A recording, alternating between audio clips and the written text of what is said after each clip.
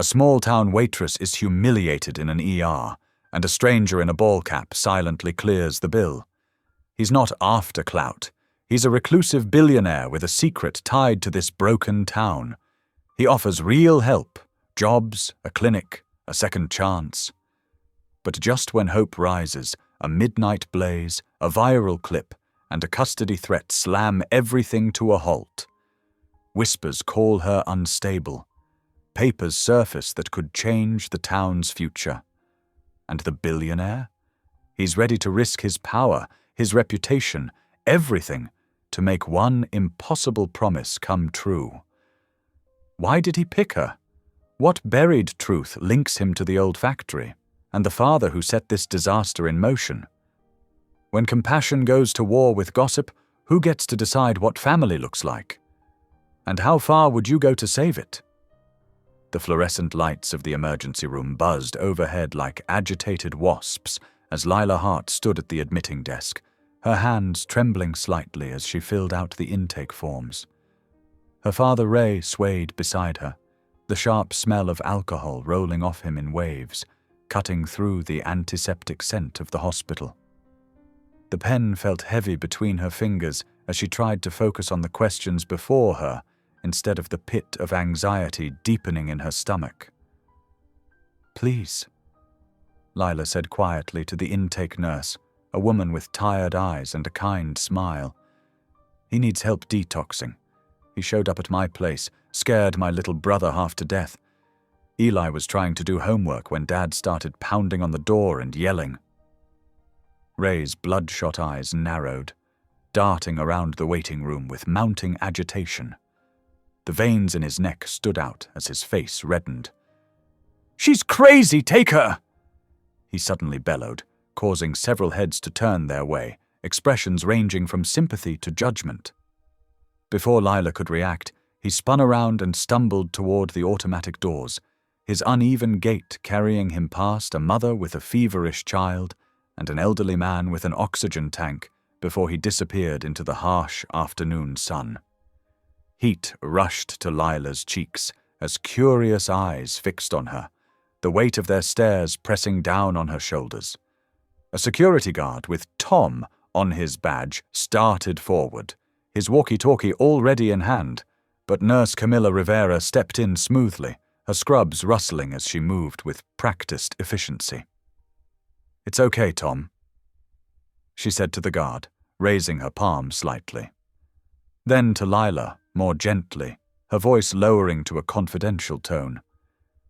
"You did the right thing bringing him in. Sometimes they're not ready to accept help. The disease fights back hardest right when help is closest."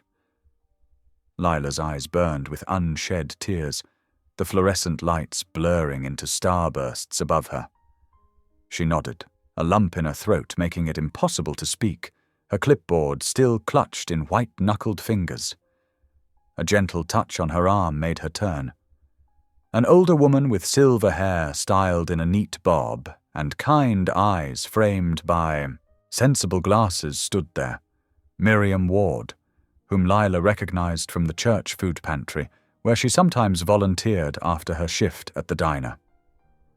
"Here, dear," Miriam said softly, pressing a small card into Lila's hand, her fingers warm and steady. "The pantry's open tomorrow from 9 to 2. I can bring some groceries by if you need them.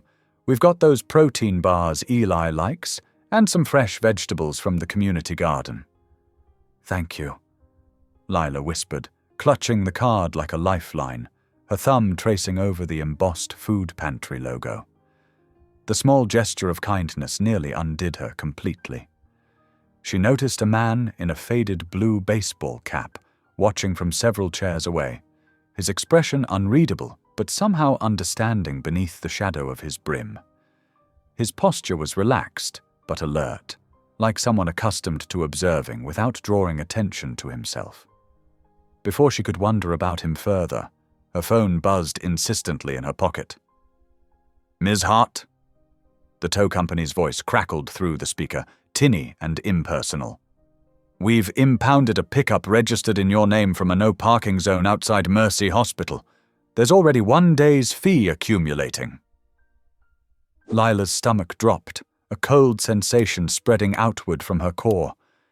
Of course, her father had parked illegally, probably diagonally across 2 spaces. Of course, the truck was still in her name from when she'd helped him register it last year, hoping it would help him keep his construction job. I can't afford to get it out right now," she said, her voice small, aware of how many problems were piling up like a tower of precariously balanced blocks.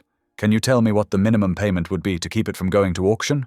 After confirming with Nurse Camilla that Ray had refused treatment and signed himself out against medical advice, Lila walked to the billing desk on leaden feet, dreading the ER charges she'd have to somehow manage, along with next week's rent and Eli's upcoming school trip.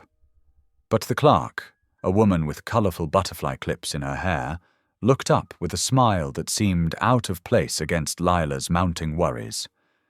"Oh, that's been taken care of," she said, tapping her keyboard and nodding at the screen. "A gentleman in a cap handled it. Said something about paying it forward." Lila blinked in surprise, her lips parting slightly.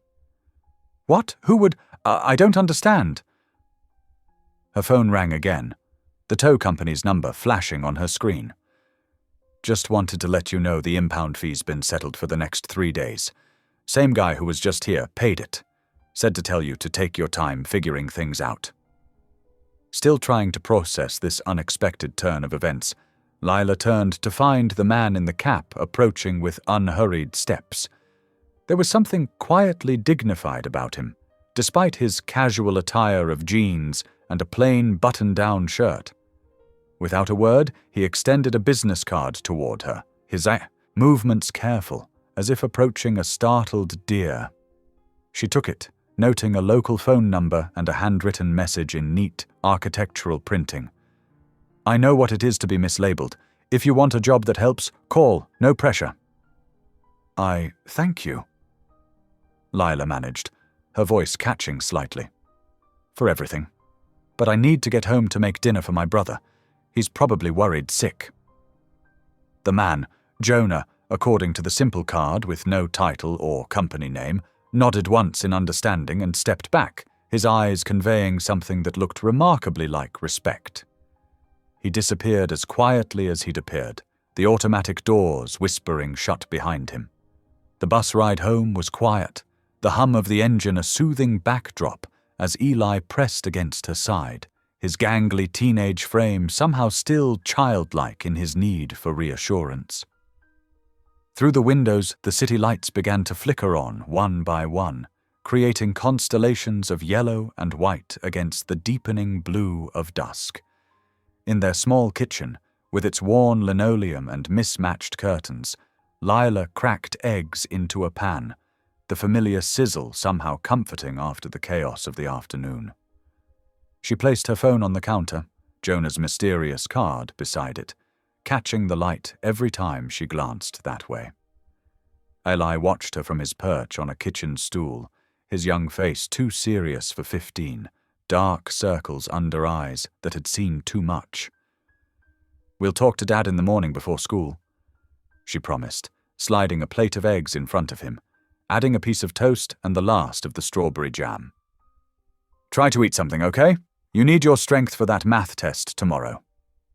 In the yellow light of their kitchen, with the night pressing against the windows like a gentle reminder of all they were sheltered from, Lila tried to project more confidence than she felt. Her shoulders ached with the weight of responsibility, but her hands were steady now as she wiped down the counter. The card on the counter seemed to hold a whisper of possibility, something new, something that might help them climb out of this cycle. For now, though, she focused on her brother's needs, on this moment of quiet after the storm, taking comfort in the simple sound of his fork against the plate and the familiar rhythm of their evening routine. Morning sunlight filtered through the worn curtains of Lila's small rental kitchen, casting soft, golden stripes across the chipped laminate countertop. The only sounds were forks scraping against plates and the quiet, persistent hum of their ancient refrigerator that occasionally shuddered as if taking a labored breath. Eli pushed his scrambled eggs around the plate, taking small, distracted bites between anxious glances at his phone. His shoulders hunched forward, making him appear smaller than his 14 years. "Did he text you?" Eli asked, his voice barely above a whisper, eyes fixed on his screen as if willing a message to appear. Lila shook her head, her own phone silent beside her coffee mug. "Not yet. I'll try him again after you leave for school." She kept her tone even, hiding the worry that had settled like a stone in her stomach overnight. She spread peanut butter on wheat bread, carefully scraping the knife against the jar's sides to get every bit, then adding a thin layer of grape jelly, the last from their jar, the purple smear revealing the empty glass bottom. Wrapping the sandwich carefully in wax paper, she tucked it into Eli's worn backpack, along with an apple from their dwindling fruit bowl, where only 3 others remained, slightly bruised but still edible. After Eli left, shoulders hunched against the morning chill and backpack hanging from one shoulder, Lila stood at the kitchen window, watching until he disappeared around the corner. She typed out another message to Ray. "Dad, please let me know you're okay. We can talk about getting help." The text showed delivered with that hollow blue checkmark, but remained unanswered, just like the 4 others she'd sent since yesterday's hospital incident. The Main Street diner buzzed with its usual mid-morning crowd when Lila arrived for her shift. The bell jangled overhead as she pushed through the glass door, and the familiar scent of coffee and griddle grease wrapped around her like a worn blanket. She caught fragments of whispered conversations as she tied on her faded blue apron, conversations that abruptly softened when she passed by. At the ER yesterday, shouting at that doctor, "Poor heart, kids, always cleaning up after him." Just like their mother, bless her heart, always trying to fix what can't be fixed. Donna, the shift lead with 30 years of diner experience etched into the lines of her face, intercepted her before she could reach the first table. Her weathered hand rested gently on Lila's forearm. "Hey, sugar, you doing okay?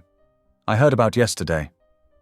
Her lined face creased with grandmotherly concern. "Your shifts are safe. Don't you worry about that. We take care of our own here." "Thanks, Donna." Lila managed a small smile, genuine despite her exhaustion. "I appreciate it more than you know." The bell above the door chimed, its cheerful ring drawing Lila's attention, and she turned to see the man from the ER, Jonah, entering in the same nondescript baseball cap pulled low over his forehead.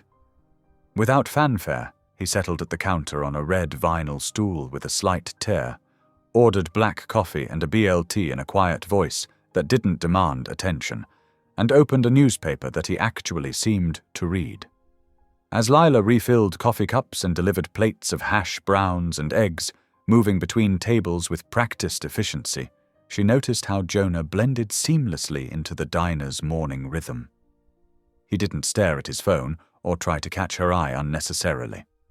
He left exactly the right amount of tip, generous but not attention-grabbing, and asked simple questions when she passed by, the kind that acknowledged her presence without prying.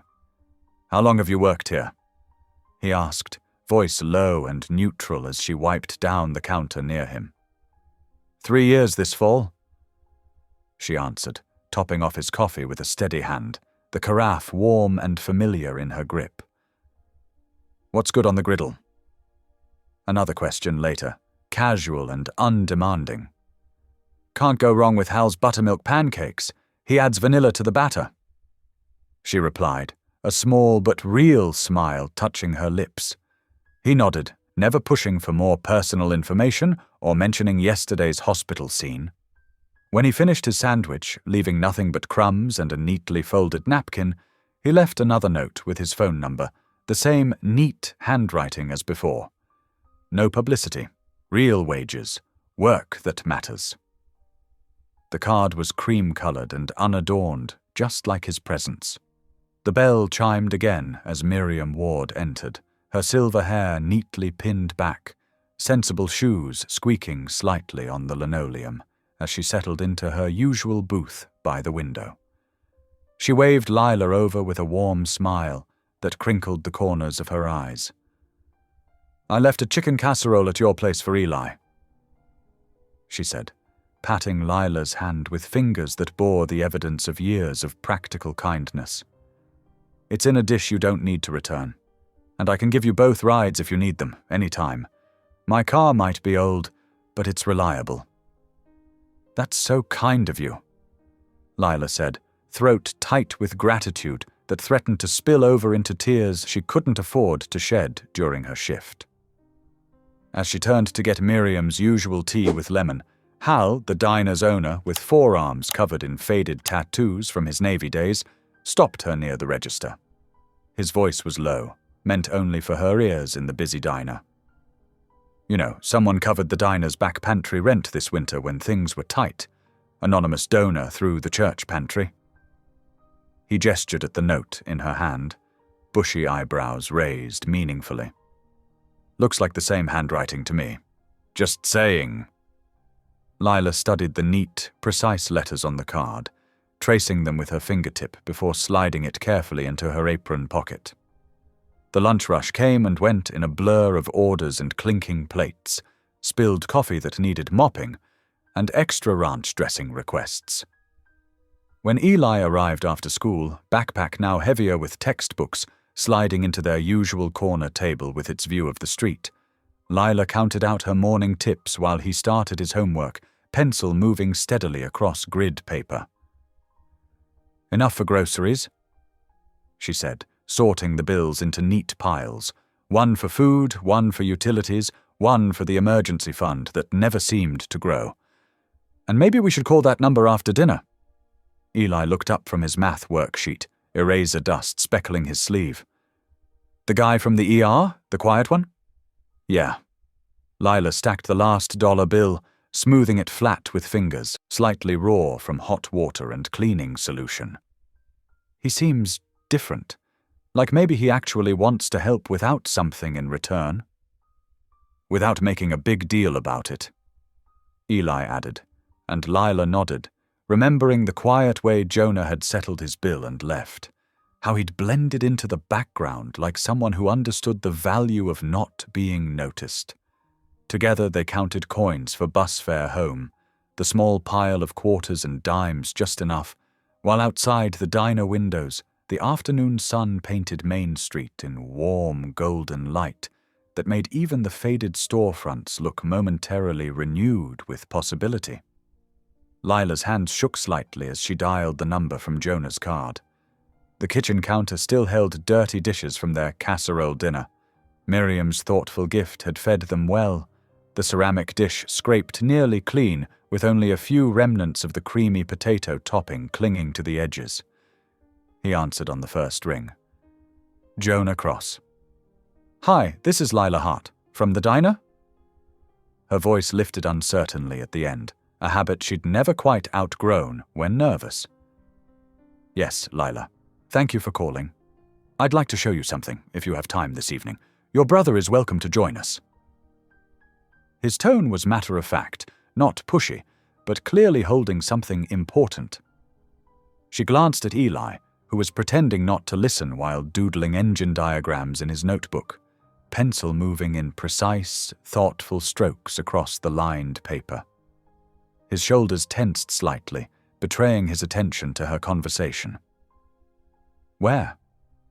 she asked, twisting the phone cord around her finger. "The old brick factory on Mason Street. I know it sounds strange, but I promise it's important. It's about a community project I believe you'd be perfect for." Lila hesitated, weighing the odd request against her instincts.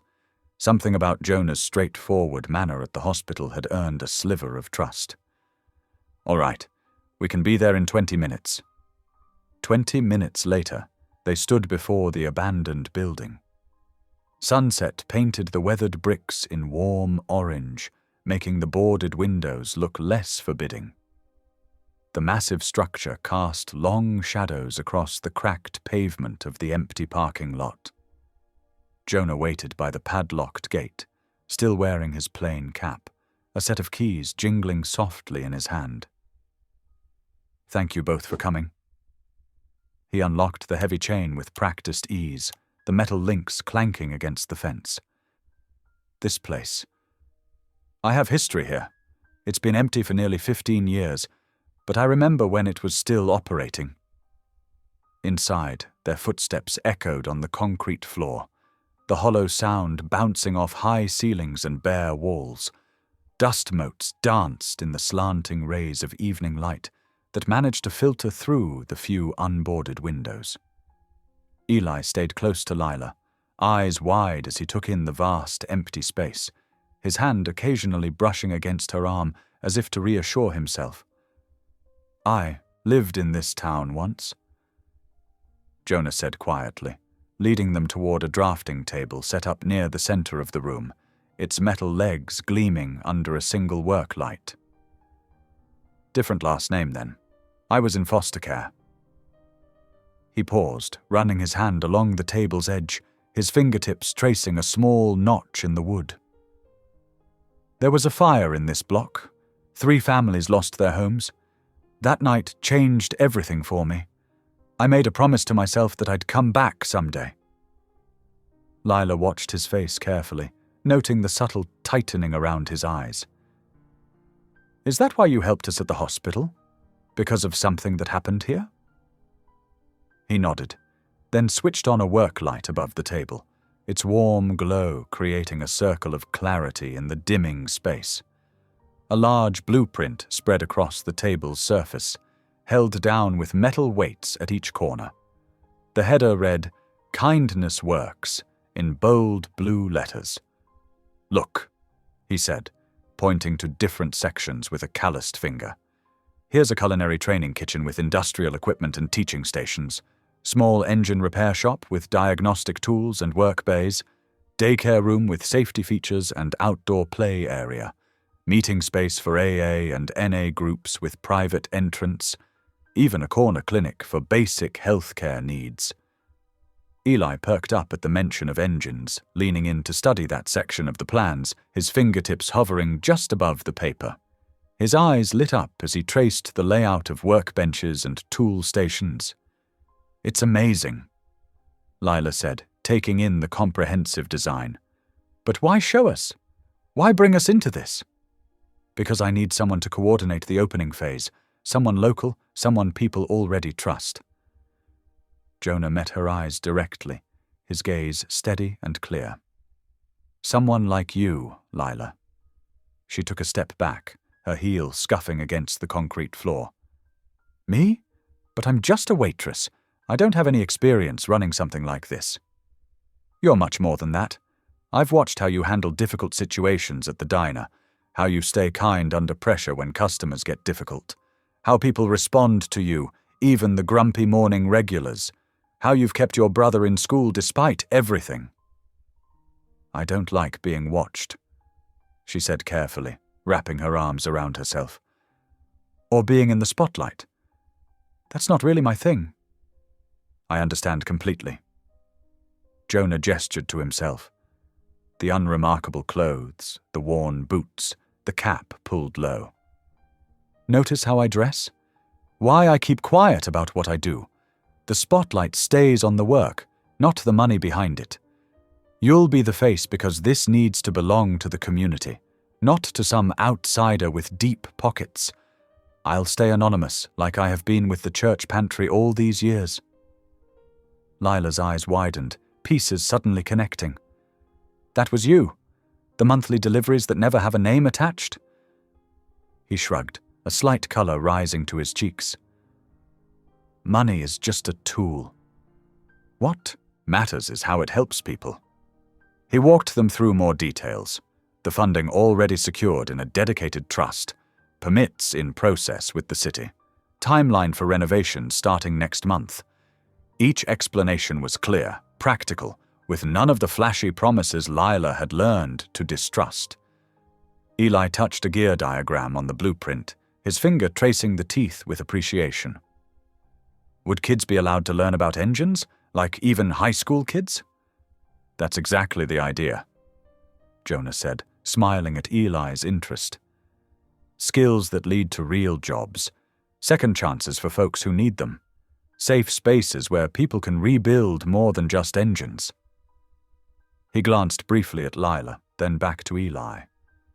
We'd need good mentors, people who know their way around motors. They toured the building, their shadows stretching across the empty floor as Jonah pointed out where each section would go. The huge windows would let in natural light once restored, their boarded surfaces soon to be replaced with energy-efficient glass. The brick walls, though dusty and marked with age, held decades of stories, ready for new chapters. A pair of birds had nested in the rafters, their soft chirping a sign of life amidst the emptiness. When they finished, Jonah locked the heavy chain back in place, the sound of metal on metal echoing in the quiet evening. Can I give you a ride home? It's getting dark. Lila shook her head, needing space to process everything. We'll walk, if that's okay. Need to clear our heads a bit, it's not far. Of course, sleep on it. I know it's a lot to consider. He handed her a folder with copies of the plans and a simple contract. Let me know tomorrow, after Eli's done with school. No pressure, but I think you could make this something special. They watched him drive away in his modest sedan, its taillights growing smaller until they disappeared around a corner. Then they started walking, gravel crunching beneath their sneakers. The evening air felt good against Lila's flushed cheeks, carrying the scent of blooming jasmine from someone's garden and the distant sweetness of freshly cut grass. What do you think? Lila asked Eli, watching his profile in the deepening twilight. The engine shop would be cool, he said, kicking a small stone along the sidewalk. And he seems real, not fake nice. He knew what he was talking about with those diagrams. He paused, then added softly, It might be good to have somewhere to go after school, somewhere useful. Lila nodded, hearing the hope in her brother's voice that he was trying to hide. Let's sleep on it. We can decide tomorrow. No rushing into anything. They walked home in comfortable silence, both lost in thoughts of possibilities, while stars began appearing in the darkening sky above the old brick factory. For the first time in months, Lila felt something unfamiliar stirring in her chest, something that felt dangerously close to hope. Lila flipped another pancake, watching. The batter bubble and brown. The kitchen smelled like warm syrup and butter. Eli sat at their small table, already dressed for school, his math homework spread beside his plate. These are really good, he said between bites. Thanks, buddy. She glanced at her phone again. Still no response from Ray to her morning text. She'd tried the county office twice already, hoping to get ahead of any fallout from the ER incident, but only got recordings about office hours. The morning passed in a blur of worry. At noon sharp, a knock at the door made Lila jump. A woman in a navy blazer stood on their welcome mat, holding a leather portfolio. Ms. Hart, I'm Barbara Vance from Child Protective Services. May I come in?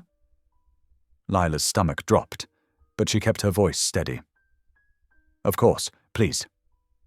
Ms. Vance settled at their kitchen table, her eyes taking in every detail of their small rental. I'm following up on an incident report from County General. There was a disturbance involving your father? Yes. Lila's hands twisted in her lap.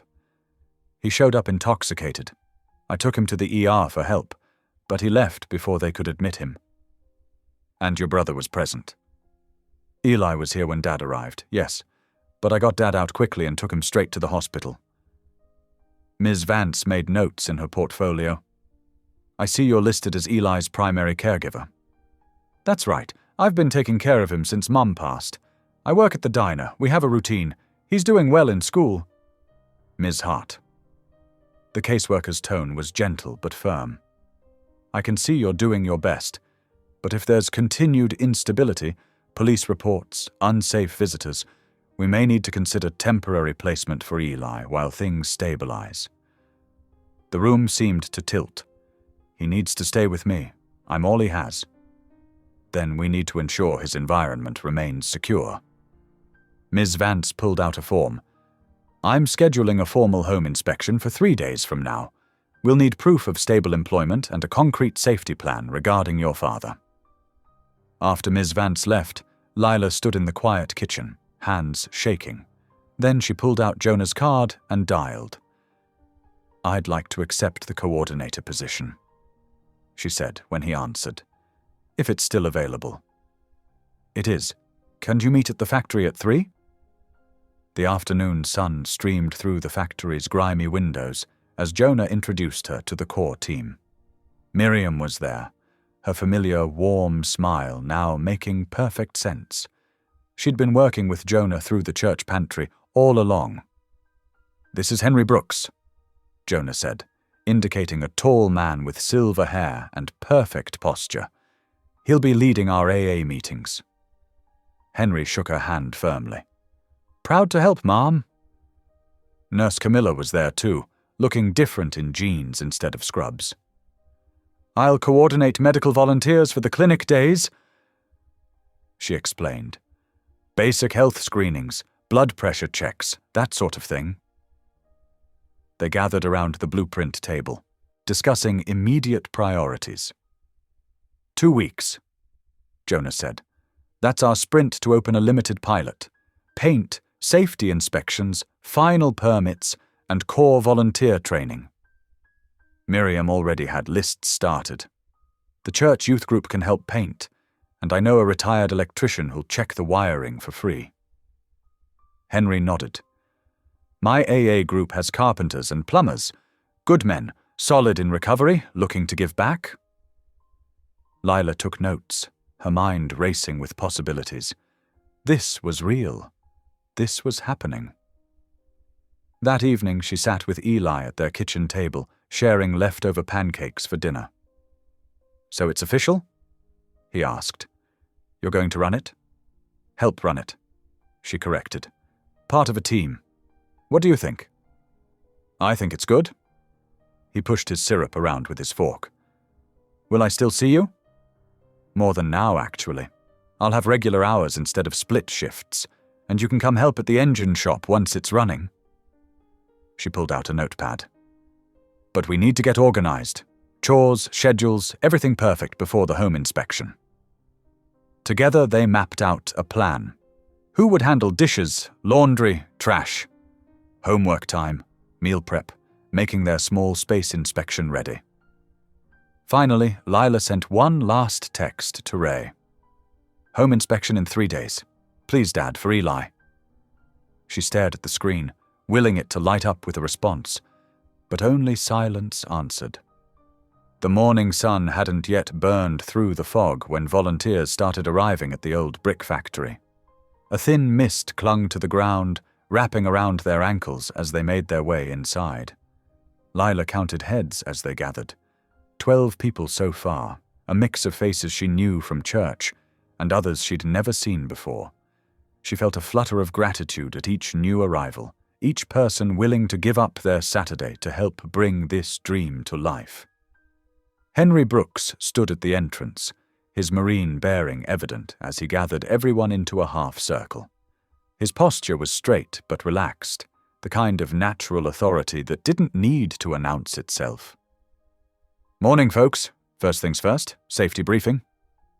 He held up a box of dust masks and work gloves, his eyes scanning the group to make sure everyone was paying attention. No shortcuts today. This building's been empty a long time. We've got dust, possibly mold, and who knows what else in those corners. Mask up if you're doing demo work. Miriam had transformed a folding table into Command Central, complete with steaming coffee urns and neat stacks of papers. Her organizational skills were on full display. Sign-in sheets clipped perfectly to a board, volunteer waivers sorted alphabetically, and even color-coded sticky notes labeling each task area. "Sign in here, please," she called out cheerfully, her warm smile making the paperwork seem less like a chore. "And help yourself to coffee. I brought cinnamon rolls too. Can't work on an empty stomach." Lila watched Jonah slip in quietly, wearing his usual cap and work gloves, blending in with the other volunteers. If you didn't know better, you'd think he was just another local helping out. True to his word, he stayed in the background, letting her take the lead. Their eyes met briefly across the room, and he gave her a small nod of encouragement. "Okay, team." Lila addressed the group, clipboard in hand and a flutter of nervousness in her stomach that she hoped didn't show in her voice. "We've got 3 main tasks today. Team 1 will tackle paint scraping. There's a lot of peeling we need to clear before we can put on fresh coats. The walls have stories to tell, but we need a clean canvas first." She smiled, pointing toward the east wall. "Team 2, you're with the electrician checking all the wiring. Safety first. And Team 3, we need hazard zones marked off with caution tape until they're properly secured. Those stairs in the back aren't stable yet." The volunteers split into groups, their enthusiasm filling the old building with new energy. The scrape of paint tools and buzz of conversation echoed off the brick walls, transforming the empty shell into something alive again.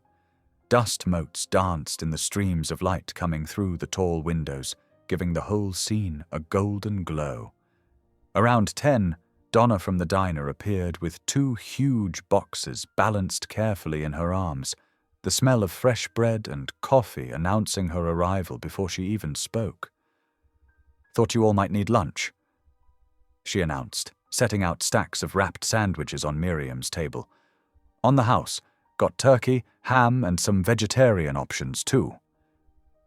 "Donna, you didn't have to," Lila started, touched by the unexpected generosity. "Hush now. This is what community's about." Donna squeezed her arm, the lines around her eyes crinkling with genuine warmth. "Besides, that morning rush tip jar's been fuller since word got out about this place. Folks are excited, Lila. They really are." Just before noon, Mr. Kell from the city inspector's office arrived, clipboard in hand and a pen tucked behind his ear. He was a thin man with wire-rimmed glasses who took his job seriously. Very seriously. His shoes clicked methodically against the concrete floor as he made his rounds, stopping occasionally to jot down notes or peer suspiciously at ceiling fixtures. "Exit signs need updating," he noted, scribbling with the precision of someone who found great satisfaction in following codes to the letter. "And I'll need to see current sprinkler system certification. That's non-negotiable before occupancy." Lila felt her stomach tighten, another item to add to their growing list of expenses, but Jonah stepped forward. "Already scheduled the electrician for tomorrow," he said quietly, his calm presence diffusing her anxiety. "He'll handle the exit signs too. The sprinkler inspection is set for Wednesday." Mr. Kell nodded, making another note. "Good. Get me that sprinkler certification when it's ready." He paused at the door, his expression softening just slightly as he looked around at the busy volunteers. "Nice to see something happening with this old place. Been an eyesore too long." After he left, Lila took a moment to tape up a simple flyer by the entrance. "Kindness Works, Training and Help, opening soon."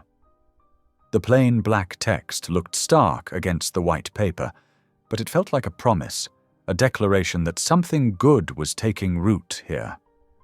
She ran her fingers over the words, trying to imagine what this space would be in 3 months, 6 months, a year.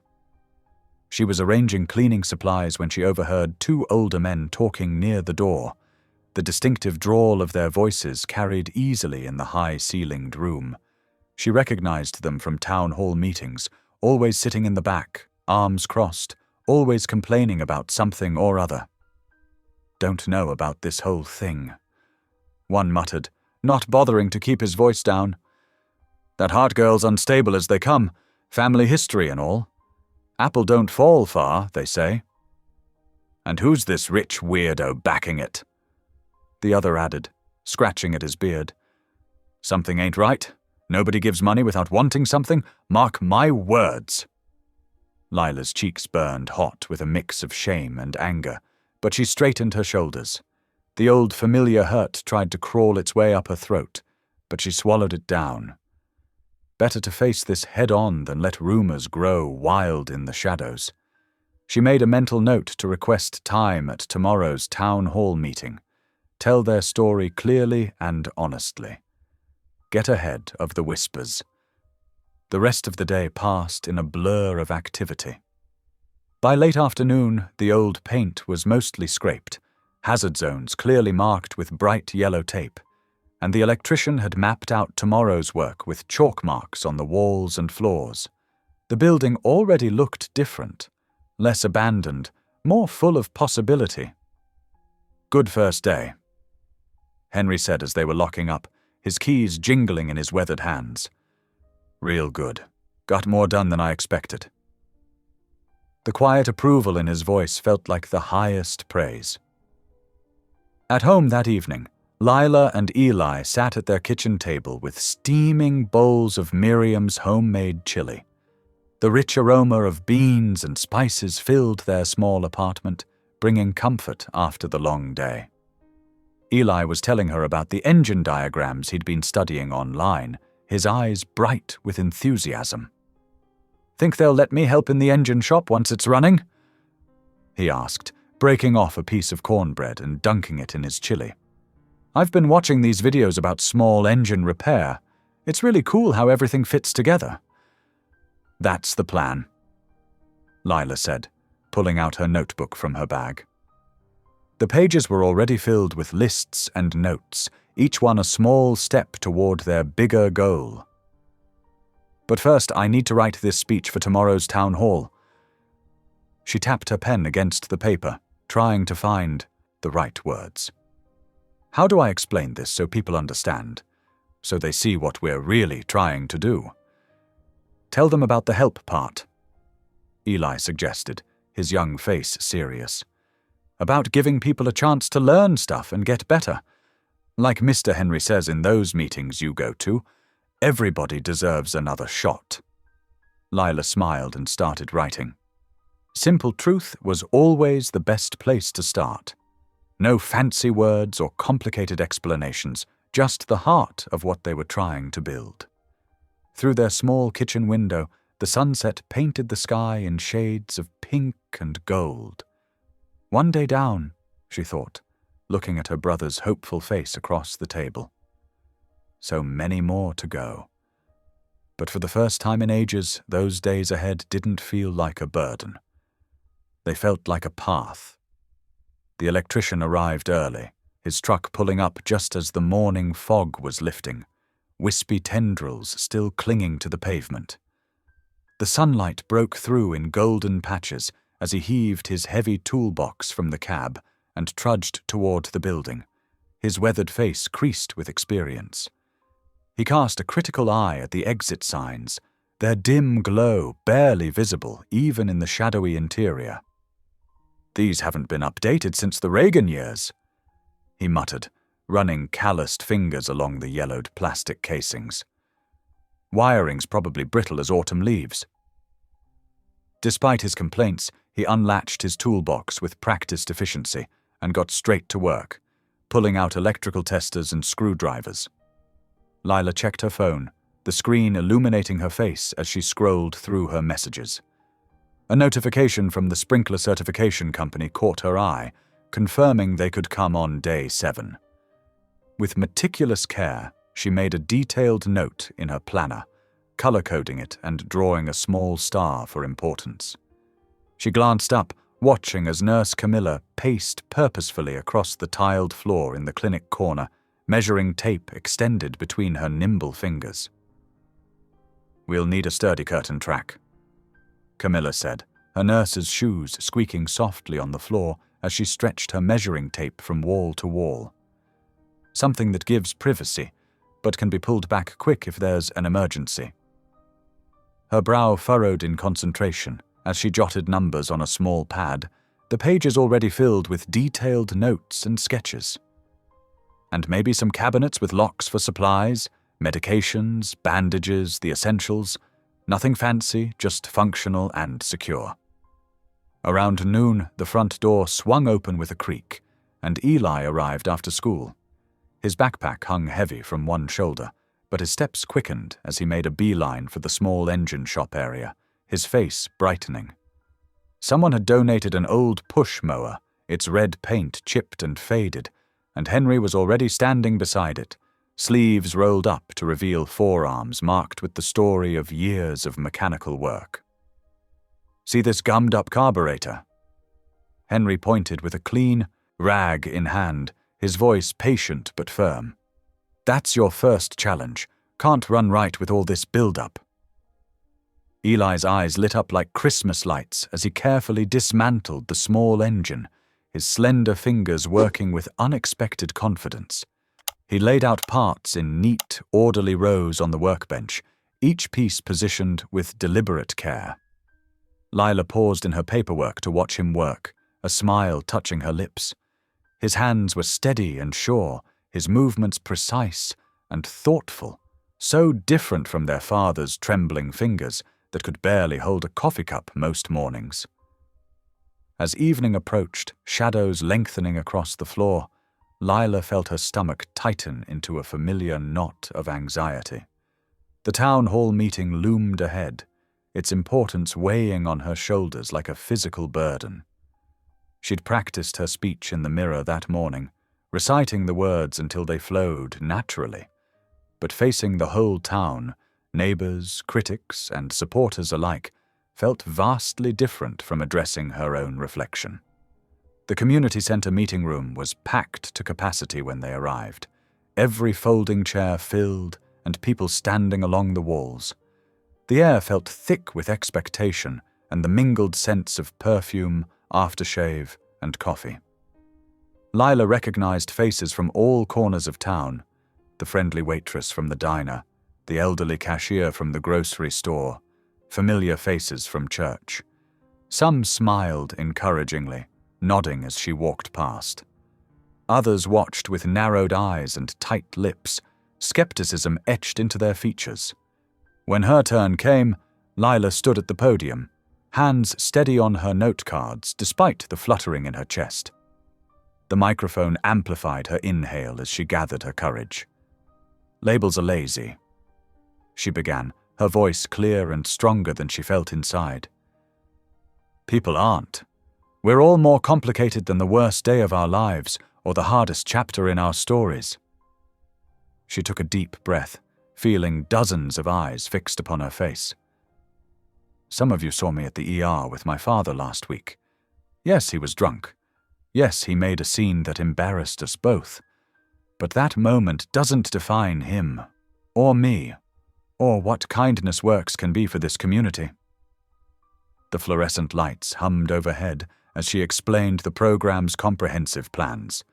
Culinary training for sustainable employment, small engine repair classes to build marketable skills, regular support meetings for those battling addiction, and basic health services for the underinsured. Her voice grew more confident with each point. "We're not promising miracles or overnight transformations," she said, her gaze sweeping across the room. "We're offering tools, skills, and second chances to people ready to do the hard work of rebuilding." The room stayed remarkably quiet as she described the upcoming home inspection with transparent honesty. "I'm standing here because I believe in being honest with all of you. I'm my brother's guardian, and yes, CPS is involved in our lives. But that's exactly why this matters to me so deeply, because every family needs support sometimes, and no one should face their hardest battles alone."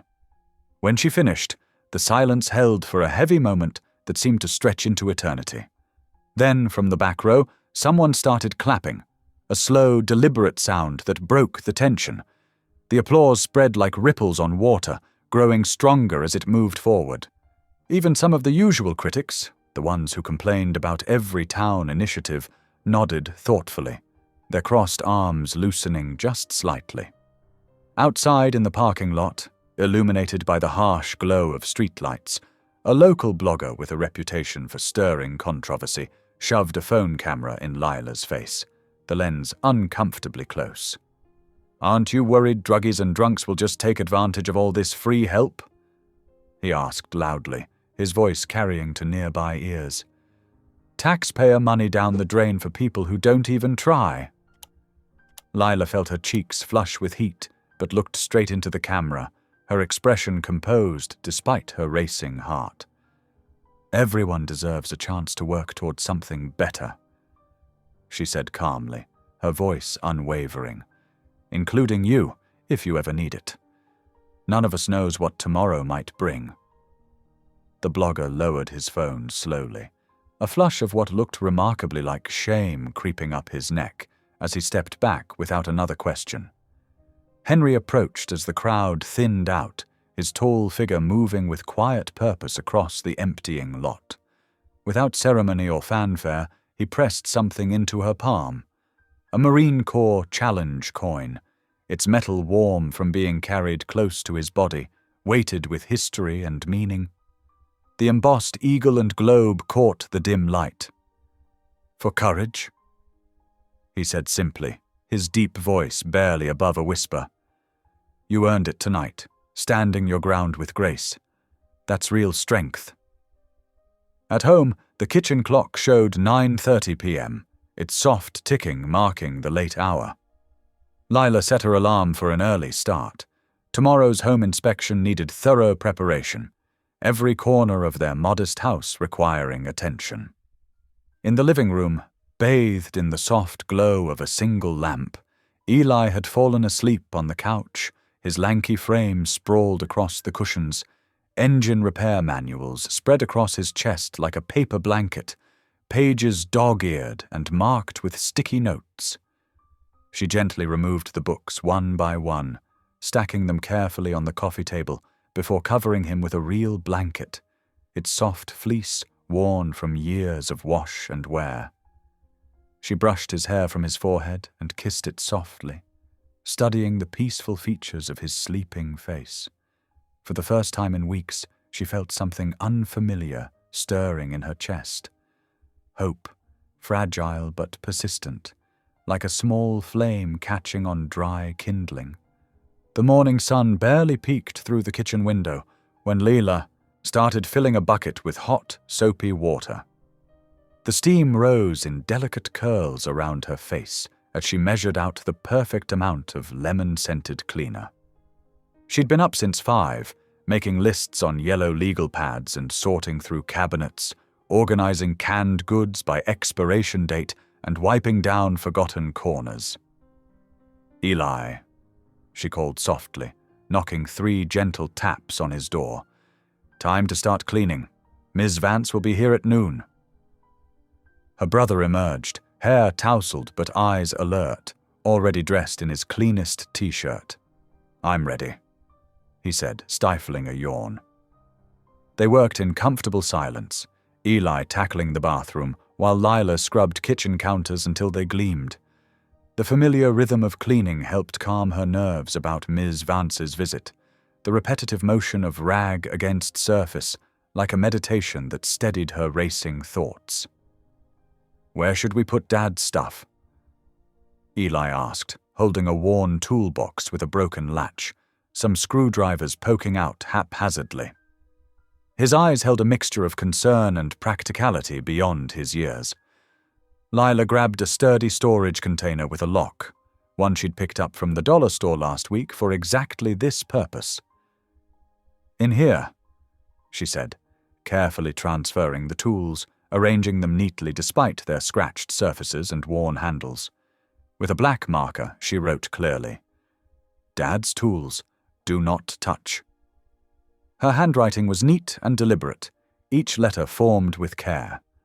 She placed it high in the hall closet, pushing it far back behind the winter blankets. "Smart thinking."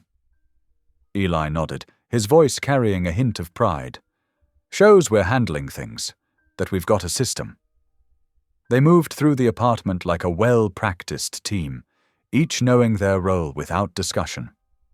Eli wiped windows with newspaper until they sparkled in the growing sunlight, while Lila organized the medicine cabinet, making sure every prescription bottle had clear labels, removing expired medications and arranging the rest in neat rows.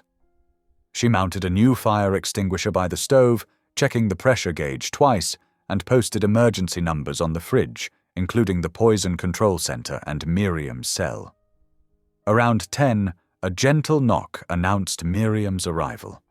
The older woman's face was creased with a warm smile as she carried fresh towels and 2 bags of groceries, the plastic handles stretched from the weight of their contents. "Just thought you could use these," she said warmly, setting everything on the kitchen counter with a motherly pat to Lila's shoulder. "And I brought some of those cleaning wipes you like, the lemon ones. They always make a place smell properly cared for."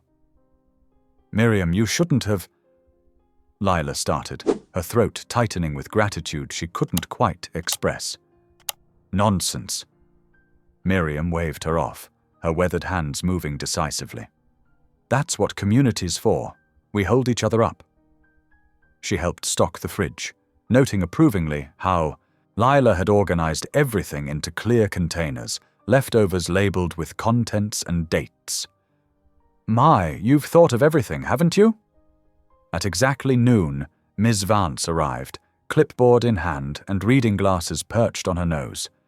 Her heels clicked against the floor like a metronome as she moved through each room, making notes with quick, efficient strokes of her pen. Her expression remained professionally neutral, but her eyes missed nothing. "Good to see working smoke detectors," she commented, standing on tiptoe to check them carefully, pressing the test button on each one. In the bathroom, she nodded at the organized medicine cabinet, opening it to inspect the contents. "Everything's properly labeled. That's excellent. And I see you've removed anything expired." Lila showed her the sleeping arrangements, her hands clasped tightly to stop their slight trembling. "Eli has his own room, and I've got mine. The living room's our shared space for homework and meals. We've set up that desk by the window for his studies. The natural light is good there." Ms. Vance was examining the kitchen's fire extinguisher, checking the inspection date on the tag, when a knock at the door made everyone freeze. The sound seemed to echo in the suddenly silent apartment. Through the peephole, Lila saw her father, sober but trembling slightly, his jacket hanging loose on his frame, dark circles shadowing his eyes. "I need to handle this," she told Ms. Vance calmly, though her heart hammered in her chest. "Would you mind if I step into the hall for just a moment?" Ms. Vance nodded, making a note on her clipboard. "Go ahead. I'd like to see how you manage unexpected situations." In the hallway, Ray's eyes darted between Lila and the floor, his fingers working restlessly at the frayed edge of his jacket sleeve. "Baby girl, I just need $20, he mumbled, his voice rough with need. "Just till Friday. I got a line on some work then." Lila kept her voice steady, planting her feet firmly as if bracing against a strong wind. "I can't give you money, Dad, but I can make you a sandwich, or there's soup from yesterday. Chicken and rice, your favorite."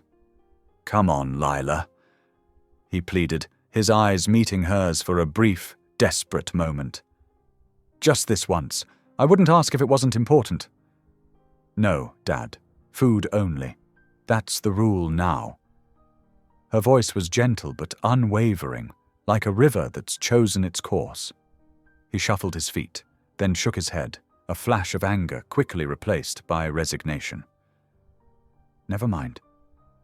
He turned and walked away, shoulders slumped, each step heavy as he disappeared down the stairwell.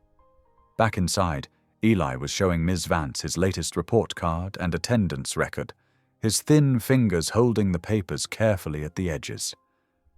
"I haven't missed any days this semester," he said proudly, standing a little straighter. "And I'm getting A's in math and science. My teacher says I might qualify for the advanced program next year. Very impressive." Ms. Vance smiled, the first real warmth showing on her face. She turned to Lila as she closed her folder.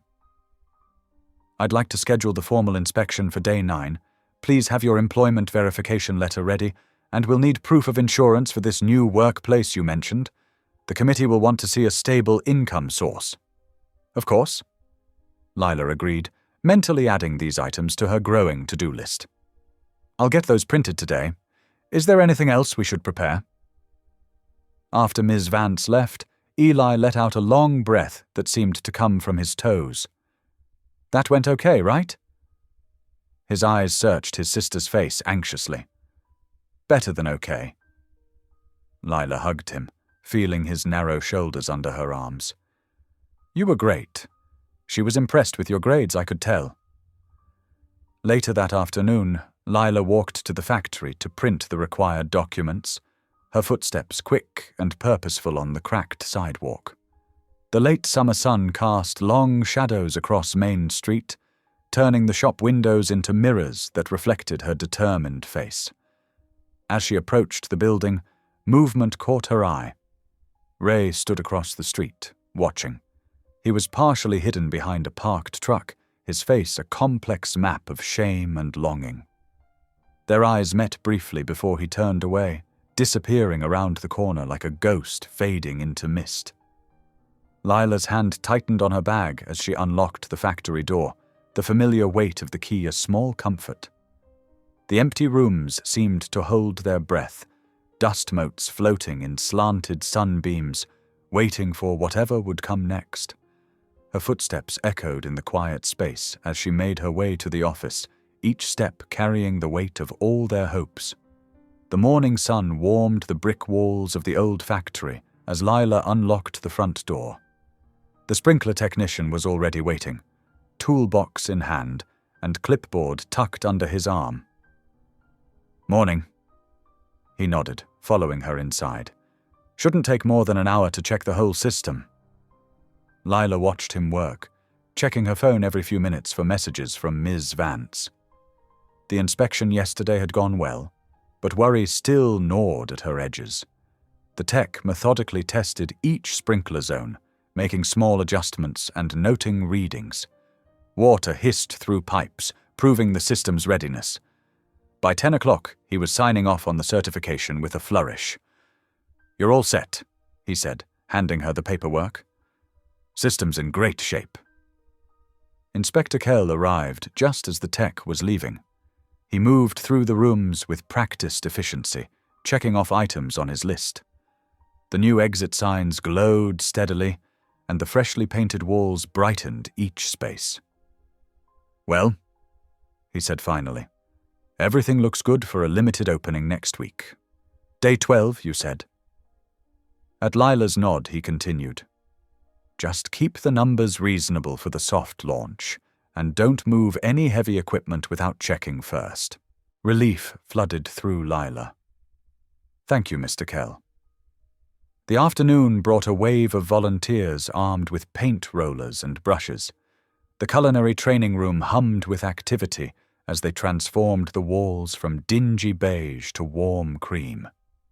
Miriam organized painting teams, while Henry supervised ladder safety. Around 2, Donna burst through the door with her diner crew, carrying trays of cookie dough and baking sheets. "Time to test these ovens," she announced. "Can't train cooks with cold burners." Soon, the smell of vanilla and chocolate chips filled the air.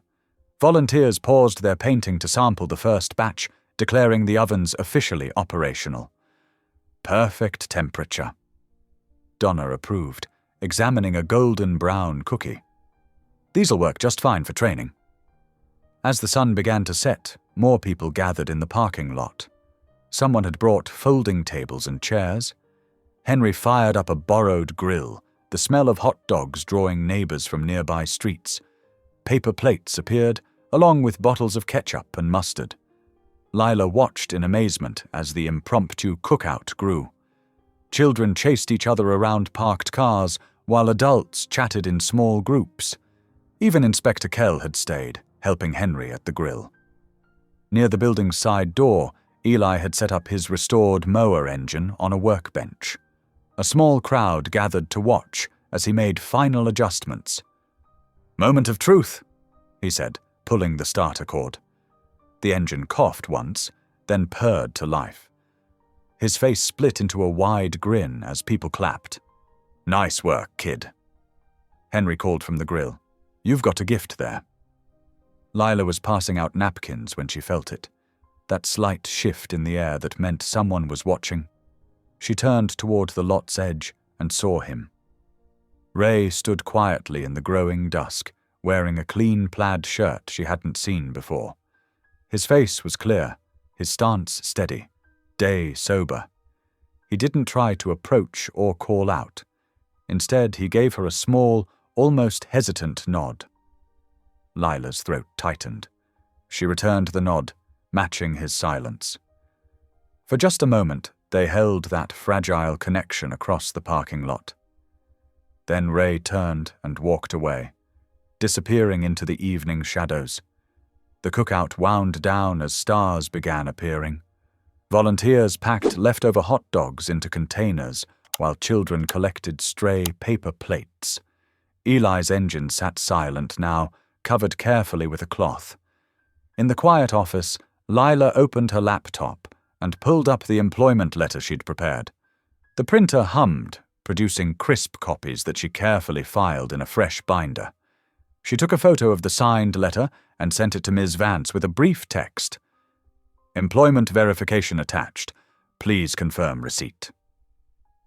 As she locked up, the factory's windows glowed softly in the darkness. Tomorrow would bring new challenges, but tonight felt like hope. Through the quiet streets, she and Eli walked home, their footsteps echoing in comfortable silence. The weight of the binder in her bag felt like an anchor, grounding her in this moment of possibility. Lila's shoes echoed through the empty hallways as she made her final walk through at 10 o'clock. The cookout's warmth still lingered in her mind, making the quiet building feel full of possibility. She checked each door, making sure everything was secure for the night. In the culinary room, a few cookie crumbs still dotted the counter. She brushed them away, smiling at the memory of Donna's impromptu oven testing. The exit signs cast their steady green glow as she moved through the spaces, marking items off her closing checklist. At the main entrance, she set the alarm and turned all 3 locks. The night air had cooled, carrying the last hints of grilled hot dogs and fresh paint. Stars winked overhead as she walked home, grateful for how the day had unfolded. Hours later, at 1:17 in the morning, her phone erupted with urgent rings. She fumbled for it in the dark, heart pounding as she recognized the fire department's number. "Ms. Hart, there's a situation at the Kindness Works building."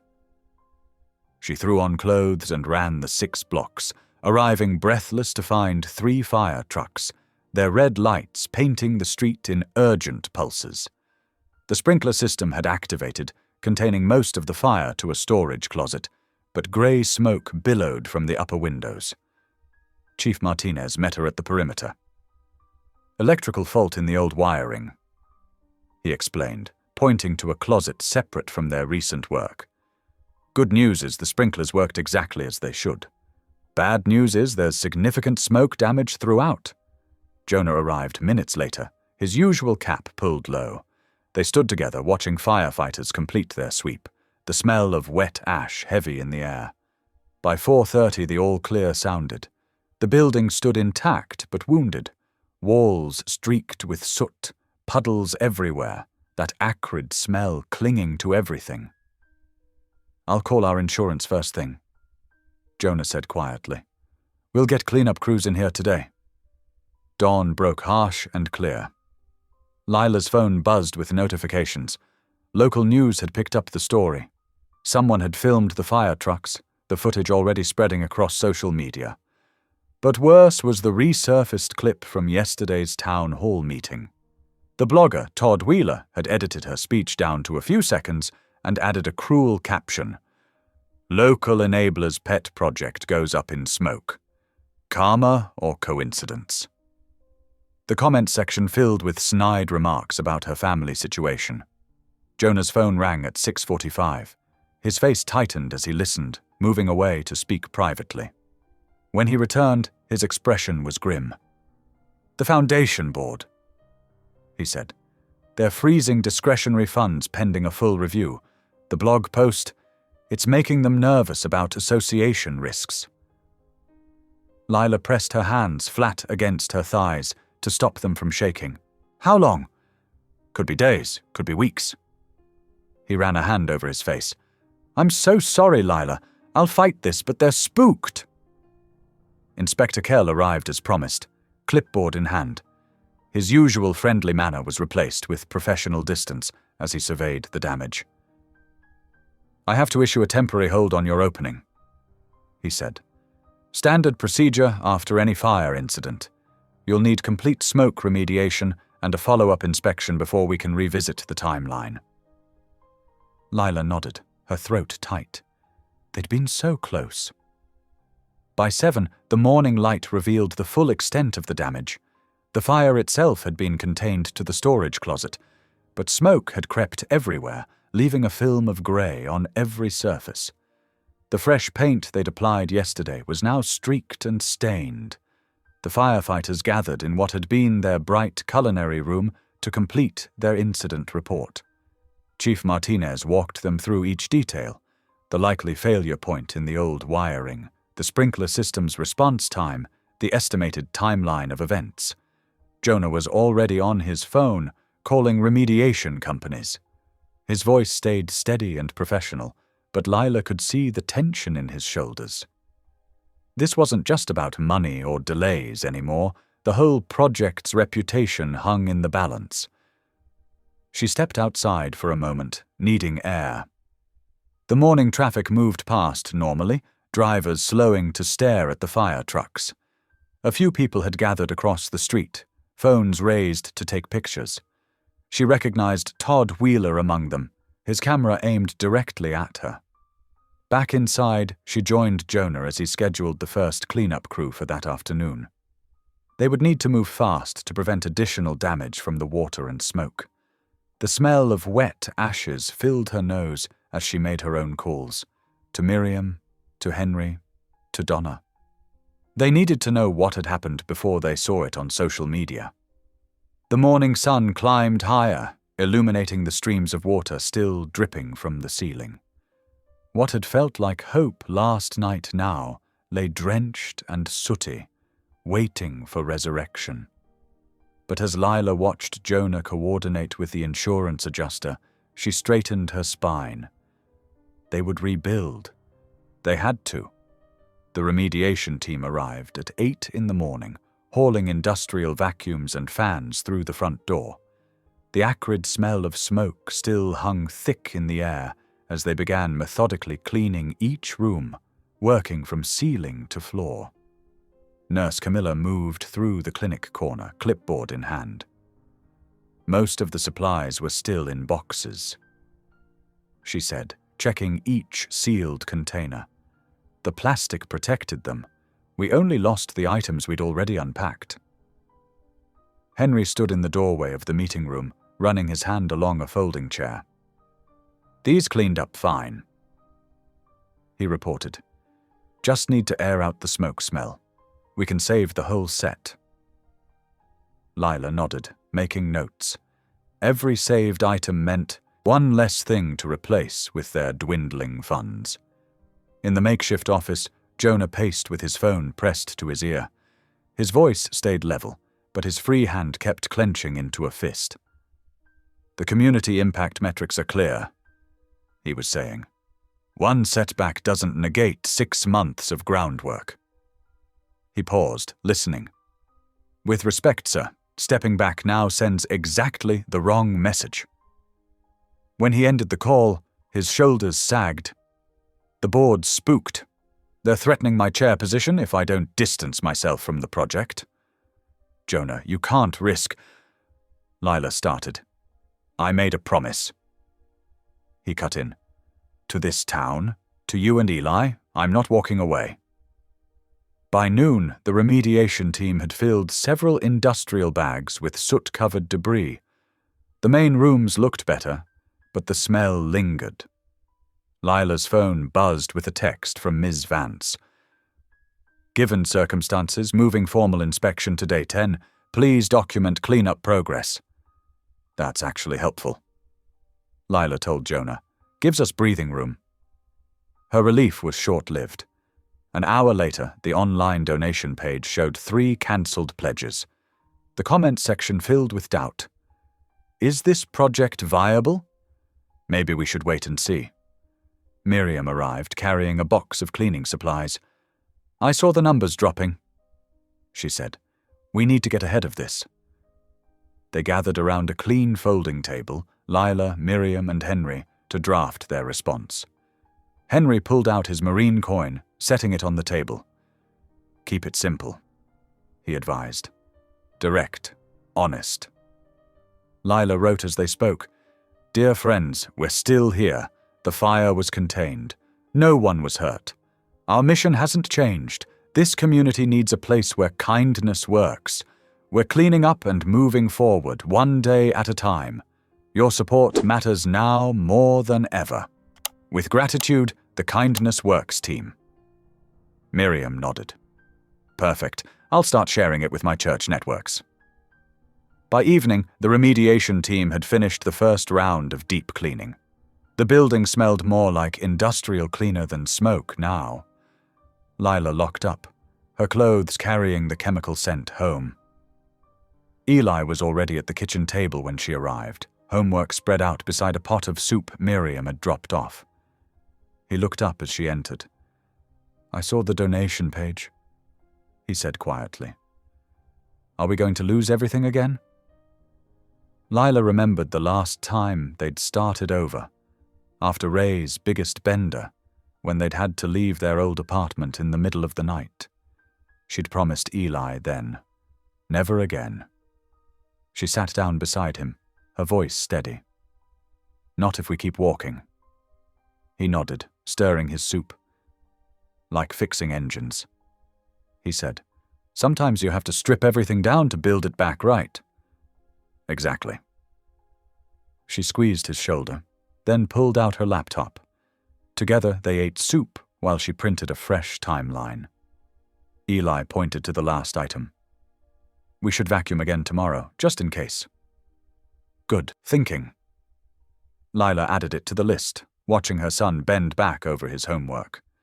They'd weathered worse than this. They would weather it together. The house settled around them, quiet except for Eli's pencil scratching and the soft whir of the printer. Outside, a few stars pushed through the city's glow. Tomorrow would bring its own challenges, but for now, they had soup, they had a plan, and they had each other. That would have to be enough. The insurance adjuster arrived early, his tablet already powered up as he walked through the factory's front door. He photographed every smoke-stained surface, every watermark from the sprinklers, typing notes with quick, efficient movements. Could have been much worse, he commented, examining the scorched storage closet.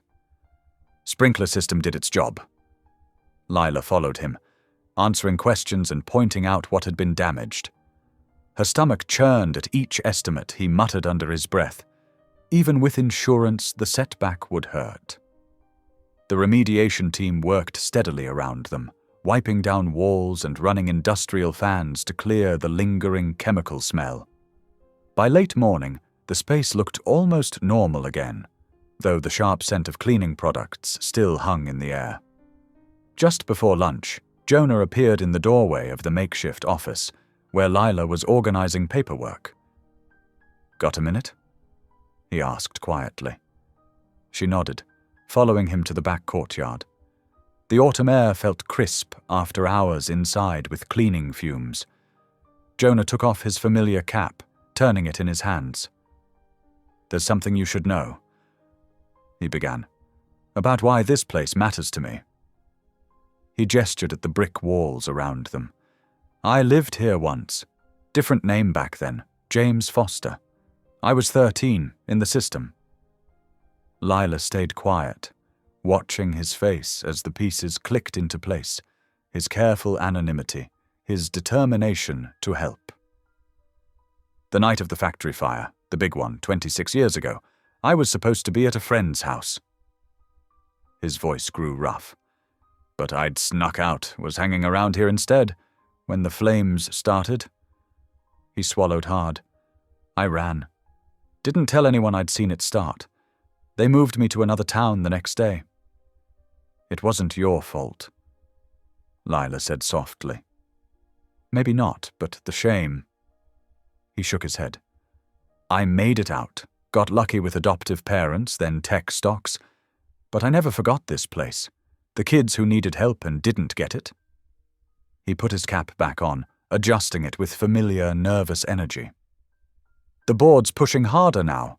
They want me to step back completely, focus on less controversial projects. His laugh held no humor. 26 years of trying to make it right, and they could shut it down with one vote. What will you do? Keep helping, however I can, as a private citizen if that's what it takes. He met her eyes. I've got personal funds set aside. Not as much as the foundation, but enough to keep the lights on. Are you ready for that? Lila asked carefully. To risk everything you've built? Yes. No hesitation in his voice. I ran once, not again. Lila touched his arm briefly. Thank you for trusting me with this. They stood in companionable silence for a moment, watching volunteers carry in boxes of donated supplies through the back door. As afternoon faded into evening, Lila's focus shifted to tomorrow's inspection. She and Eli moved through their small rental home like a well-rehearsed dance, vacuuming corners and organizing paperwork. Homework station here, Eli said, arranging his textbooks and notebooks on the kitchen table. Ms. Vance liked seeing my grades last time. Perfect. Lila adjusted the angle of his desk lamp. And if Dad shows up? I stay in my room with the door closed until you say it's okay to come out. Eli recited the plan they'd practiced. And if he gets loud, I call Henry. Good. Lila hated that they needed these protocols, but Ms. Vance would want to see clear boundaries and safety planning. She pulled out her phone, staring at the blank message screen for a long moment before typing. Inspection at 10 a.m. Please don't come by until afternoon. I believe you can get help. The message showed as delivered, but no reply came. Lila set her phone face down on the counter, trying not to watch for the notification light. He probably won't come anyway, Eli said quietly, arranging his pencils in perfect parallel lines. Lila wrapped an arm around his shoulders, pulling him close. We've got this, kiddo, no matter what. They worked until the house gleamed, every surface telling its own story of stability. Medications locked away, emergency numbers posted, fresh groceries in the fridge, clean laundry folded. A home that said, we may be small, but we are mighty. Outside, a car door slammed, and they both tensed. But it was just a neighbor, and gradually their shoulders relaxed. Want to do one last walk through? Lila asked. Eli nodded, and together they moved from room to room, checking off their mental list. Everything was ready. Tomorrow would bring what it brought, but tonight they had done all they could. The inspection papers sat neatly stacked on the counter. Lila's employment letter, the factory's insurance documents, Eli's school records. Next to them, Lila had placed a small business card. Jonah's original note about work that matters. She touched it briefly, thinking of his confession in the courtyard. Sometimes the biggest acts of kindness came from the deepest wounds. Sometimes running away and coming back took more courage than staying. Her phone remained silent, no word from Ray. But for once, the silence felt less like abandonment and more like respect for the boundary she'd set. Maybe that was its own kind of progress. The morning sun cast long shadows across Lila's freshly cleaned living room. She straightened the throw pillows one last time, checking her watch. 9:45. 15 minutes until Ms. Vance's arrival.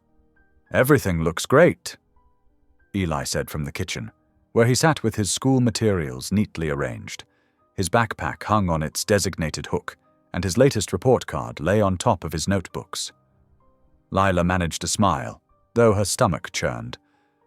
Thanks for helping get everything ready. At exactly 10 o'clock, Ms. Vance's knock came. The social worker's face was professional but kind as Lila welcomed her inside. I see you've made the suggested improvements," Ms. Vance noted, writing on her clipboard as she moved through the house. She checked the locked medicine cabinet, nodded at the fire extinguisher's placement, and reviewed Eli's homework station.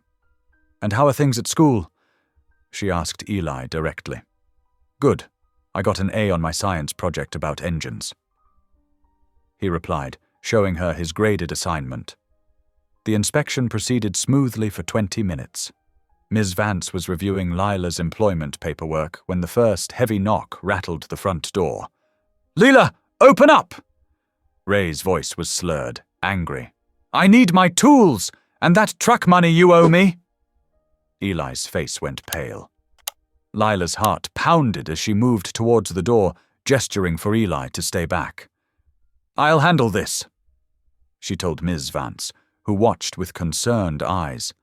Lila stepped onto the porch, pulling the door mostly closed behind her. Ray swayed on the steps, his clothes disheveled, eyes bloodshot. "Dad, please." Lila kept her voice low and steady. "Not now. Come back later when you're feeling better." "Don't tell me when to come to my own house." Ray's voice rose. "Where's my stuff?" The door opened wider as Eli appeared. "Go away." His voice shook but held firm. "You're ruining everything." Ray lurched toward the box of his belongings they'd set aside. As he yanked it, tools spilled across the porch. A screwdriver clattered down the steps. "Mr. Hart." Ms. Vance's calm voice cut through the chaos as she appeared in the doorway. "I need you to leave the property now, or I'll have to call the police." Ray squinted at her, recognition slowly dawning. "CPS?" He spat the letters. "You can't take my boy." "Dad, please," Lila begged, but Ray was already staggering backward, cursing. Ms. Vance pulled out her phone. "I'm sorry, but I have to end this visit. Given the immediate safety concerns, we'll need to implement temporary placement for Eli while we review the case." "No." Eli's voice cracked. "Lila didn't do anything wrong. This isn't punishment." Ms. Vance said gently. "It's protection. Mrs. Ward has already been approved as an emergency placement home. You'll stay with her while we sort things out." Lila's chest felt tight, but she forced herself to breathe, to stay strong for Eli. "How long?" "We'll reassess in 72 hours. Pack what he needs for a few days, please." Eli moved woodenly to his room. Lila helped him gather clothes and essentials, her hands shaking as she folded his favorite sweater.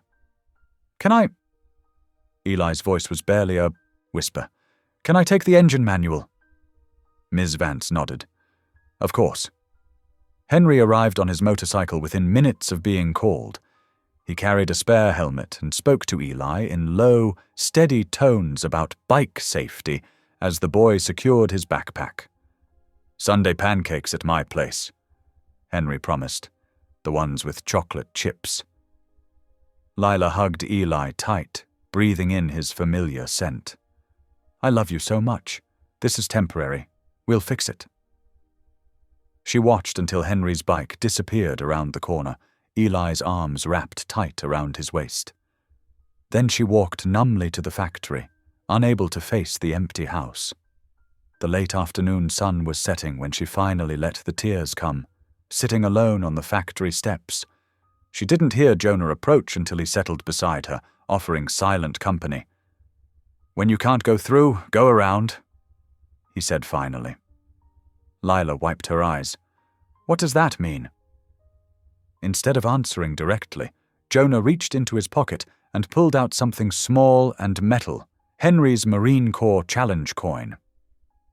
"Henry asked me to give you this," he said, pressing it into her palm. "Said you might need it more than him tonight."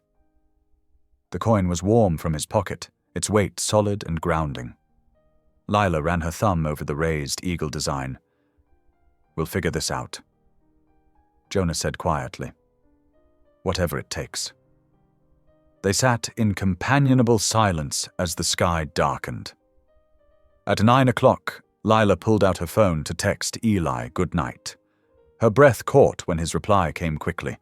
a photo of the engine manual carefully placed on Miriam's coffee table next to a mug of hot chocolate. Back in her too-quiet house, Lila curled up on the couch, unwilling to face her empty bed. She kept her phone close, the screen's soft glow a poor substitute for Eli's presence. Sleep came in fits and starts, but she didn't let go of the phone. Just in case he needed her. Just in case. The idea hit Lila at 5 a.m, jolting her awake from a restless sleep. She grabbed her notebook, the one she used for late-night worries and grocery lists, and started writing frantically. A kindness ledger, she whispered to herself, the words taking shape on paper. Simple, but powerful. A way to make helping visible, to show the web of support that already existed in their town. By 8:30, she'd sketched out the basics, a physical board where people could post needs and offers paired with an online spreadsheet to track it all. No money would change hands, just neighbors helping neighbors, documented and shared. At 9 o'clock sharp, she sat at Miriam's kitchen table with Henry, Nurse Camilla, and Miriam herself. Steam rose from their coffee cups as Lila explained her vision. "It's like a community bulletin board," she said. "But instead of just posting needs, we track what's already happening. Show people they're not alone." "Like AA sponsorship." Henry nodded, understanding, lighting his weathered face. "Making the invisible visible." Miriam was already making lists. "The church hall has that big blank wall. We could put the physical board there. And I can set up a simple online form," Camilla added, pulling out her phone. "Basic stuff. Who helped who, what kind of help, when it happened." By 10:30 they had a plan. Henry and Miriam gathered supplies while Lila and Camilla worked on the digital side. At noon they hung the board, a clean white surface with neat sections for help offered and help needed. Henry stepped up first, marker in hand. "Gave motorcycle ride to safe place." He wrote simply. Below that, offering more rides as needed. Miriam added her entry. "Gave 3 casseroles this week to families in need. Offering kitchen help and meal planning." Camilla wrote, "Offering free blood pressure checks and basic health advice, Thursdays 3 to 5 p.m. Lila's hand trembled slightly as she wrote, "Offering free childcare for job interviews and appointments. References available." People started trickling in after lunch. Donna from the diner arrived with a stack of meal vouchers. "For folks who need a hot lunch," she said firmly. No questions asked. A group of teenagers from the high school service club showed up, offering lawn care for elderly neighbors. 2 retired mechanics who'd seen Eli's work with engines volunteered to mentor kids in basic repair skills. The ledger filled steadily throughout the afternoon. Each entry represented a small act of kindness, but together they painted a picture of a community that cared. At 6 o'clock, Lila set up her phone on a small tripod. She'd washed her face, combed her hair, and put on a clean blue shirt. No dramatics, no tears, just honest words. "Hi, I'm Lila Hart," she began, looking straight into the camera.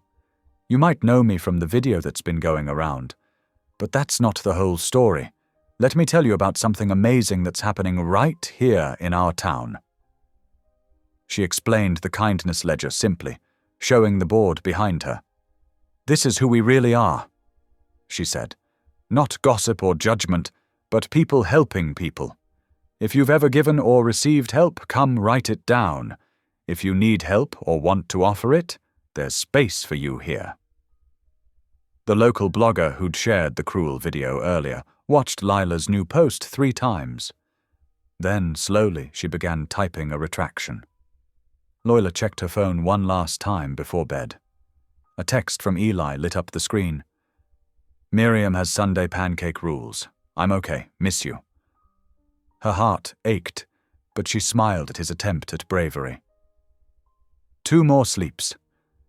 she typed back. Proud of you. Setting her alarm for an early meeting with Jonah, she thought about all the entries on the ledger. Small acts of kindness, adding up to something bigger than themselves, like stars coming out one by one until the whole sky was bright. The Marine Corps coin sat on her nightstand, catching the lamplight. She touched it briefly before turning out the light, holding on to hope like a lifeline in the dark. Dawn painted the factory windows in soft pinks and golds as Lila approached. Jonah waited by the entrance, looking both lighter and more tired than usual, his familiar cap absent. I'm resigning from the foundation board, he said without preamble. By noon today, I'll be just a private citizen who wants to help. Lila blinked. Your whole career is less important than keeping promises. He finished. I made a promise to this town years ago, when I left it, that if I ever had the means, I'd come back and make things right.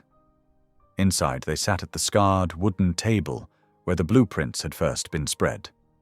Jonah pulled out his laptop, logged into his investment account, and began the process of liquidating a substantial block of personal stocks. This isn't foundation money, he explained. It's mine, clean and clear. By 9 o'clock, the transfer was complete. A bridge grant large enough to fund 6 months of operations wired directly to the Kindness Works non-profit account. Jonah printed a simple donor letter on plain paper, signing only his name. No corporate letterhead, Lila noted. No more hiding behind logos, he agreed. The morning light strengthened, highlighting the smoke damage still visible on the walls. But somehow it looked less like destruction now, more like a badge of survival. After lunch, Jonah drove to the edge of town, where paint peeled from the Paradise Motel's sign. He found Ray in a ground-floor room, the curtains drawn against the afternoon sun. Let's talk outside, Jonah suggested, nodding toward a weathered picnic table behind the building. They sat across from each other, 2 men with nothing in common except the woman they both wanted to help. Ray's hands shook slightly as he lit a cigarette. I'm not here to judge or offer money, Jonah said quietly. I'm here because you have the power to help your daughter, not with cash, with a signature and a promise. Ray took a long drag, then reached into his jacket. He pulled out an envelope, creased and stained, the paper soft from being handled many times. Found this in Dad's old toolbox couple months back, he said. Tax lion note on the factory property. First refusal rights if the city ever wants to reassign it. His laugh was harsh. Thought maybe I could sell it, get some cash. But you couldn't do that to Lila, Jonah finished. Ray's shoulders slumped. She's the only one who never gave up, even when she should have. I can give you a ride to the county office, Jonah offered. And there's a treatment center that has a bed open. Good program. No strings, just help if you want it. Ray studied the cigarette burning between his fingers. If I sign both papers, the lien release and the rehab forms, will she visit? On Sundays? Just to talk? I'll ask her, Jonah said. But it has to be her choice. The county office was nearly empty when Lila arrived that evening. Ray sat at a desk with a clerk, his signature shaky, but clear on the lien release form. The document transferred all rights to the Kindness Works non-profit organization. Then came the harder part.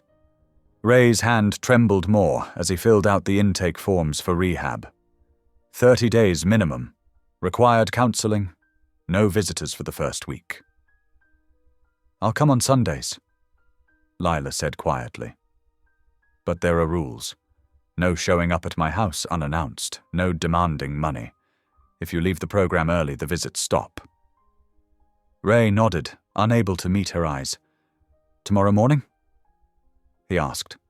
8 a.m., Jonah confirmed. I'll pick you up. They walked out into the cooling evening air. Lila didn't hug Ray. Some boundaries needed to stay firm, but she squeezed his arm briefly. "Thank you," she said simply.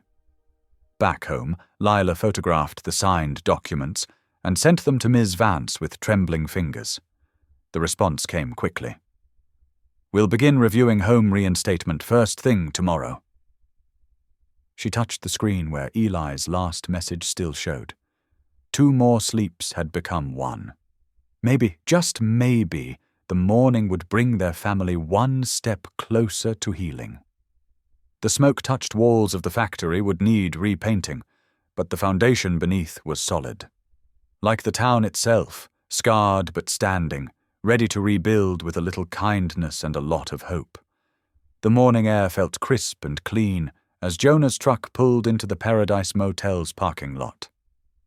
Ray stood waiting, a small duffel bag at his feet. His hands trembled slightly as he picked it up, but his eyes were clear. "Ready?" Jonah asked simply. Ray nodded, climbing into the passenger seat. They drove in silence until they reached Riverside Recovery Center, a low brick building surrounded by well-tended gardens. Inside, Jonah helped Ray through the paperwork, signing additional forms that prohibited press coverage or social media posts about patients. 30 days, Ray murmured, staring at the admission forms. "Longest I've been sober since—" "1 day at a time," Jonah reminded him quietly. Back across town, Ms. Vance knocked on Lila's door for the follow-up visit. The apartment welcomed her with morning light and fresh coffee. On the refrigerator, clearly posted house rules outlined boundaries for Ray. Supervised Sunday calls only, no unscheduled visits, no requests for money. "I see you've implemented clear structure," Ms. Vance noted approvingly, reviewing her checklist. "And the documentation you sent yesterday is quite thorough." Lila spread the papers on the kitchen table.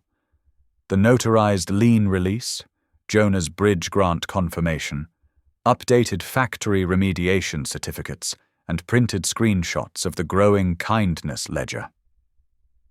"The community response has been amazing," Lila explained, showing Ms. Vance how neighbors were logging everything from rides to medical appointments to homework help.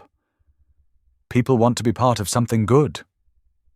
By early afternoon, Inspector Kell arrived at the factory for the post-remediation inspection. New emergency exit signs glowed steadily, and detailed safety logs tracked every repair and upgrade. He noted the improvement with raised eyebrows. "Night and day difference," he commented, signing off on the permits. "You're cleared for your soft opening." Lila's phone buzzed, a message from the blogger whose post had caused such trouble. The woman requested an interview, promising to set the record straight. "I'll do it," Lila agreed after consulting with Jonah. "But I want 2 things included: information about AA resources and the Kindness Ledger link." The next morning dawned bright with possibility. Ms. Vance called early. "I'm pleased to inform you that Eli is cleared to return home after school today. We'll continue periodic supervision checks, but your documentation shows strong protective factors in place." Lila pressed her hand to her mouth, tears threatening. "Thank you," she managed. When the final school bell rang, Henry arrived on his motorcycle to escort Eli home. The boy's backpack was stuffed with homework and engine manuals, his face tired but hopeful. "Miriam's pancakes are good," he told Lila as they hugged, "but yours are better." They sat at the kitchen table, planning Sunday's first visit to Ray at rehab. Miriam had already agreed to drive and chaperone. "We'll take it slow," Lila assured Eli. "1 step at a time." The blogger's new story went live that afternoon, a heartfelt video piece that began with her own on-camera apology. "I failed to show the full picture," she admitted. "This community isn't defined by its struggles, but by how it comes together to help neighbors heal." The piece highlighted the Kindness Ledger's impact, featuring clips of veterans mentoring teens in the shop space and volunteers preparing the kitchen for cooking classes. Comments flooded in with offers of support and stories of recovery. As dusk settled, Lila met Jonah, Miriam, Henry, and Nurse Camilla at the factory. They moved through the rooms doing final checks for tomorrow's soft opening. The smoke damage had been erased, replaced by fresh paint and clear purpose. Working together, they hung paper cranes, dozens of them, folded by volunteers across the entry. The origami birds caught the evening light, casting delicate shadows on the walls. "Remember what these mean?" Miriam asked, adjusting a string of cranes. "Hope," Lila answered. "One fold at a time." They gathered in the main room to review tomorrow's schedule. Henry would lead the first AA meeting in the morning. Camilla would open the clinic corner for basic health screenings. Miriam had organized teams for the kitchen and pantry. Local mechanics would drop off donated small engines for the training shop. Lila touched the marine coin in her pocket, the one Henry had given her for courage. It had seen them through the darkest days. Now it would witness their new beginning. The group stood in a circle, confirming volunteer assignments and checking their task lists one final time. Tomorrow would bring its own challenges, but tonight they could pause to appreciate how far they'd come. A community transformed by simple acts of kindness, one small gesture at a time. The soft opening of Kindness Works dawned clear and cool on day 15. At 9:45 a.m., Lila unlocked the front doors while volunteers arranged chairs and set up coffee stations. The paper cranes overhead caught the morning light, casting gentle shadows across the freshly painted walls. At 10 a.m. sharp, Nurse Camilla welcomed the first visitors to her clinic corner, equipped with a blood pressure cuff and basic health screening supplies. "Just simple checks today," she explained warmly to an elderly gentleman. "But sometimes knowing your numbers is the first step to feeling better." In the workshop area, Eli stood proudly at the engine bench, explaining the basics of small motor repair to a group of interested teens. His voice grew stronger with each demonstration, his hands steady as he pointed out different parts. "See how the carburetor connects here?" He showed them. "When it's gunked up, nothing works right, but clean it proper and the whole engine comes back to life." The culinary space filled with the scent of fresh coffee as Donna organized sign-up sheets for upcoming cooking classes. "We'll start with basics," she told interested participants. "Simple meals, batch cooking, stretching ingredients." Throughout the day, a steady stream of visitors moved through the hub. Some came to check blood pressure, others to inquire about AA meetings or engine repair classes. Each person was welcomed, their names and needs noted in Lila's careful records. Henry arrived early for the evening AA meeting, arranging chairs in a circle and setting out literature. "Remember," he told Lila quietly, "some folks might just want to sit and listen their first time. That's okay too." At 6 p.m., Lila gathered everyone for a closing gratitude circle. "Thank you all for being part of this beginning," she said. "Every person here matters." Sunday morning brought church bells and a different kind of anxiety as Lila and Eli prepared for their first rehab visit with Ray. Miriam picked them up in her station wagon, a casserole cooling in the back seat for the after-church potluck. They found Ray in the rehab center's visiting room, wearing clean clothes and clear eyes. He listened more than he spoke, his hands steady as he held his coffee cup. "The meetings here are good," he said finally. "Different than I expected." He met Lila's eyes briefly. "Thank you for coming." The following days saw Kindness Works finding its rhythm. Donna's soup class filled the kitchen with aromatic broths and laughter. Veterans paired with teens at the engine bench, sharing stories and skills. Nurse Camilla's appointment book filled with community members grateful for basic health screenings. On day 19th, the City Council presented Kindness Works with an official community partnership badge. Jonah attended without his usual cap, accepting brief acknowledgement before redirecting attention to the volunteers who made daily operations possible. The grand opening on day 20 drew a sizable crowd. Henry and his fellow veterans held the ribbon while Lila made the ceremonial cut. Inspector Kell beamed from the sidelines, and even Miss Vance attended, out of uniform but supportive. The blogger who had once caused such turmoil filmed thoughtfully, capturing moments of genuine connection. A teenager proudly showing his grandmother the engine he'd repaired, an elderly man getting his blood pressure checked, Henry welcoming newcomers to the AA meeting space. Lila used her brief speech to address forgiveness and responsibility. "We all make mistakes," she said, glancing at the blogger. "What matters is how we choose to move forward." The second Sunday rehab visit found Ray more engaged, proudly showing them the chair setup routine he'd developed for group meetings. "I was thinking," he said carefully, "maybe we could start a service board here, like your kindness ledger." On day 22, the hub hummed with activity. Eli worked confidently at the engine bench, teaching others what he'd learned.